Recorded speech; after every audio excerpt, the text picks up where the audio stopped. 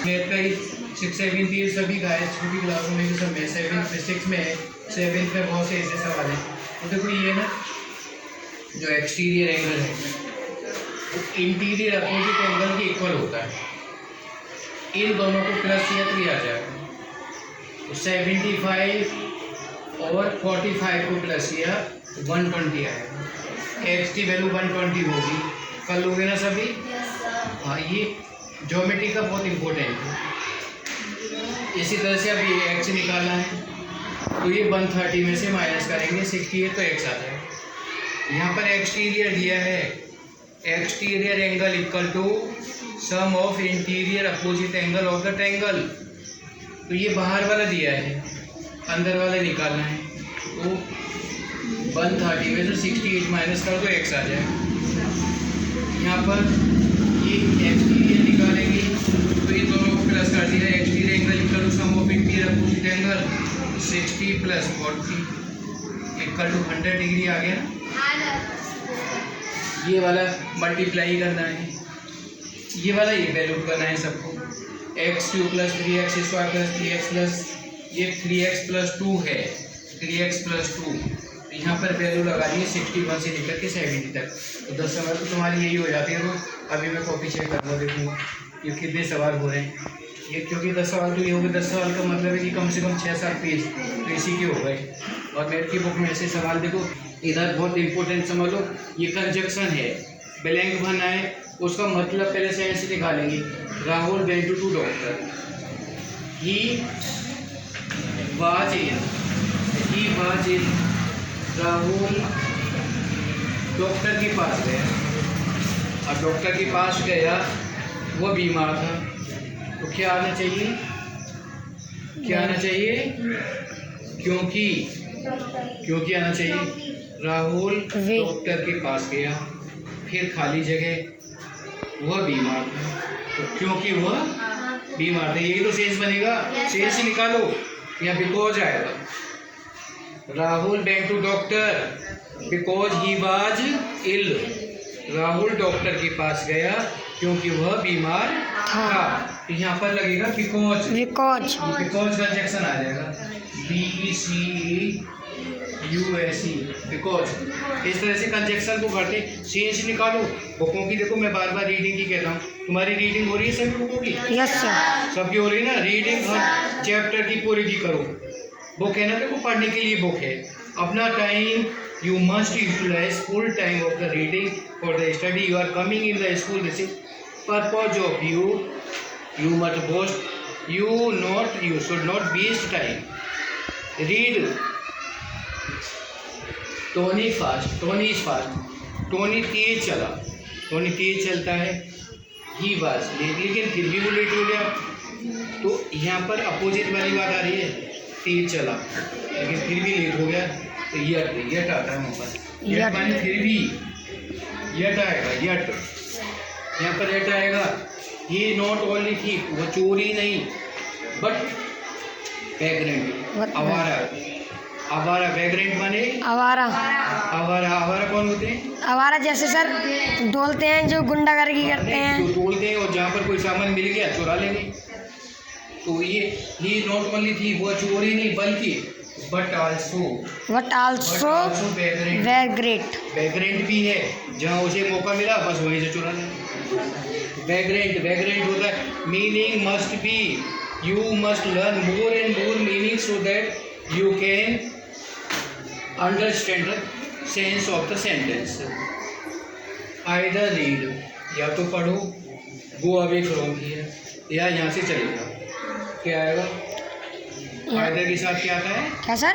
Either के साथ और आता है, और नाइदर के साथ नोर आता है। Yes sir. नॉट ओनली के साथ बट आल्सो आता है, नॉट ओनली बट आल्सो। तो यहाँ पर आइदर रीड, या तो पढ़ो, और go away, all go away. तो यहाँ पर और आ जाएगा, या तो पढ़ो या फिर यहाँ से चले जाओ।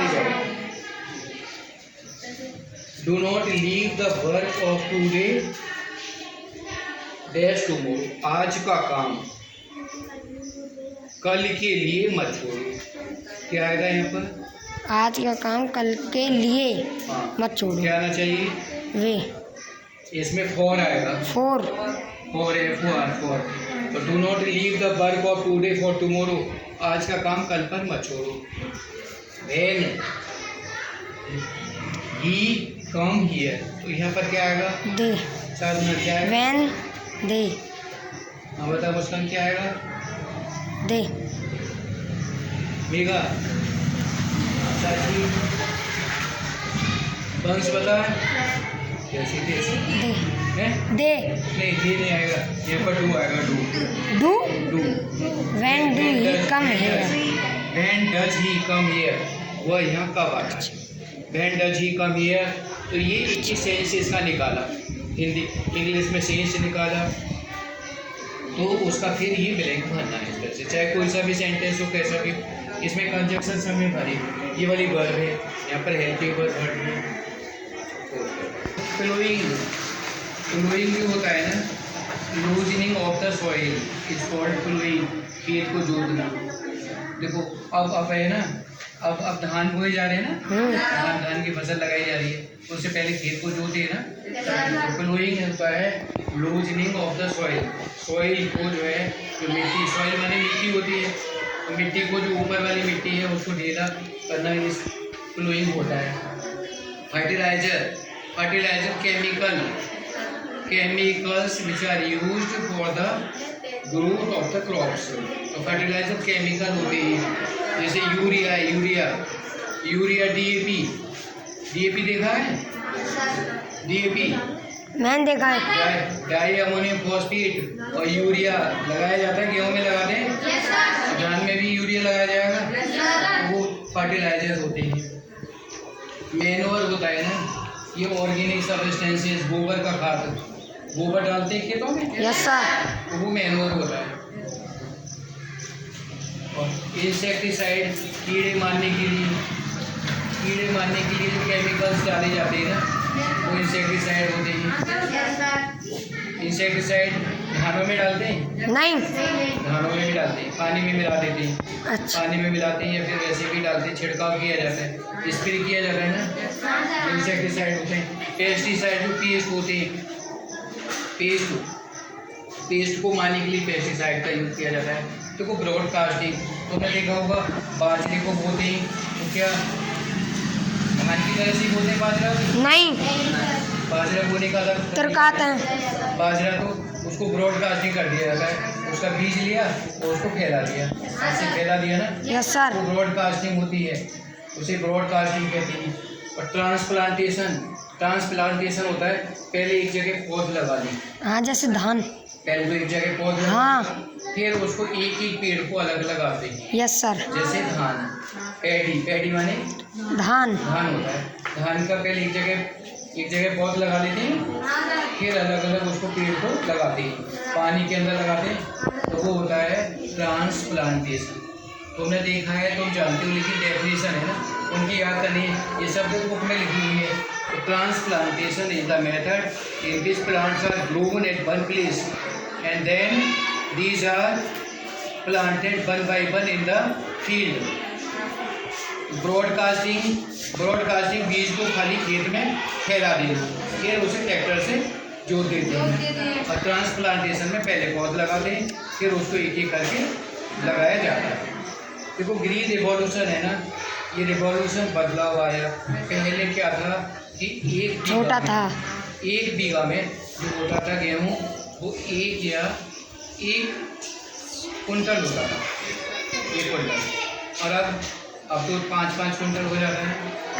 तो ये जो खाद का यूज़ किया, फर्टिलाइजर का, मैन्योर का, इंसेक्टिसाइड का, पेस्टिसाइड का यूज़ किया, क्रॉप का प्रोडक्शन बढ़ गया, फसल ज़्यादा होती है। पहले कुछ फसलें होती थी 1 साल में होती थी।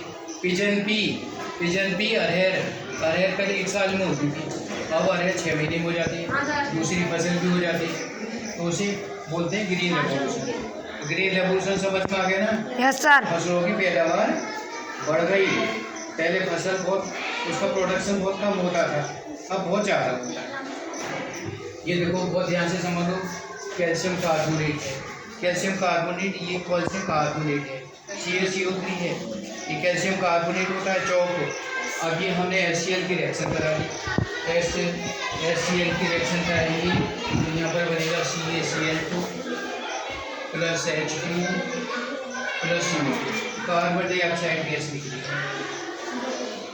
कोई भी कार्बोनेट सोल्ट है और उस पर एसिड की रिएक्शन कराते हैं तो सोल्ट बनता है, वाटर बनता है और कार्बन डाइऑक्साइड गैस बनती है। जब मैंने उस दिन बताया था मेटल की रिएक्शन होती तो हाइड्रोजन बनती है, सब में हाइड्रोजन बनी थी, यहाँ पर देखो सब में कार्बन डाइऑक्साइड बनेगी। बैलेंस है, नहीं है बैलेंस। क्लोरीन का यहाँ पर 2 आ रहा है, 2 एटम क्लोरीन के हैं, यहाँ पर क्लोरीन का है 1 एटम है, तो बैलेंस किया। अब हाइड्रोजन के 2 हो गए, ऑक्सीजन के देखो 3 और ये पूरा हो रहा है, बैलेंस हो रहा है। ऑक्सीजन की यहाँ पर 3, यहाँ पे 3 ऑक्सीजन की बैलेंस है। कार्बन का 1 है तो उधर भी 1 है, कैल्शियम का इधर 1 है तो इधर भी 1 है, बैलेंस हो गया। अब ये वाले तुमको अपने आप बैलेंस करने होंगे, मैं यहाँ पर लिख देता हूँ, बैलेंस करके लाना और रिएक्शन को पूरा CaNO3 रोल टू आइस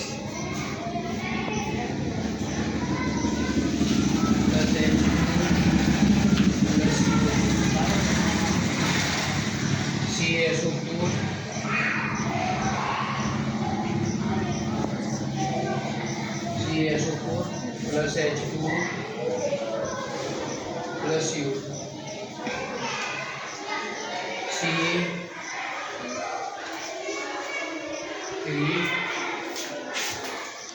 CO4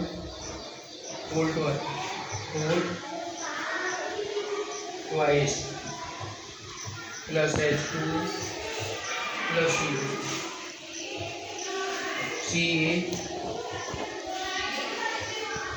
यहाँ पर जो रिएक्शन, इसका रिएक्शन हुआ है, ये वाला रिएक्शन नहीं होगा क्योंकि यहाँ पर कैल्शियम कार्बोनेट और कार्बोनिक एसिड है, तो ये रिएक्शन नहीं होगा।